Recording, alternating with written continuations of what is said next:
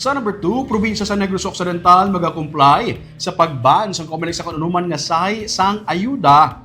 Nagalakip na idiri ang 20 pesos per kilo nga bugas. Pero ang probinsya may pamangkot kung paano bala ini ibaligya. Gisiling ni Provincial Administrator Efrando Diaz nga personal nila nga hinunanon kay Department of Agriculture Regional Director Jose Albert Barogo.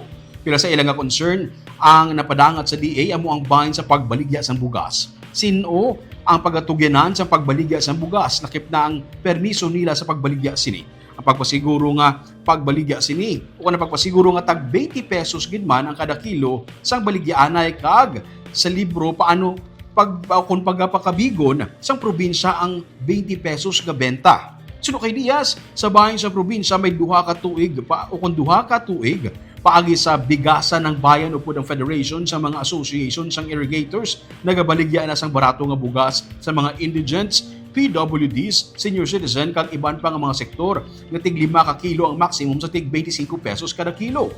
Isa sa ginalantaw sang probinsya nga kung pwede nila maayok ang grupo nga panubuan pagid ang presyo para mangin 20 pesos kada kilo sang baligyaanay.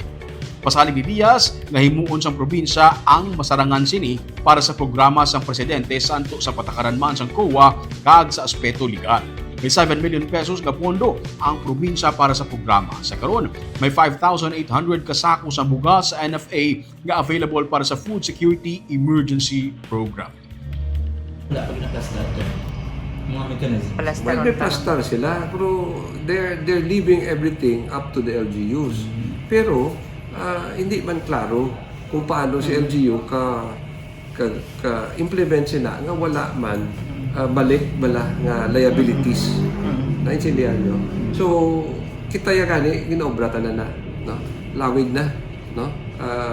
And we will continue doing it. Again, to support the programs ng aton pinalangga ng Presidente BBM. So, plastaron pa, sir? How much is the capital allocating for that program? Di ang 5,800 sacks nga available sa NFA, that's about 7 million more or less kung baklunta. So ready kita no, for that amount. No? Kaya depende man siya on the availability of the NFA.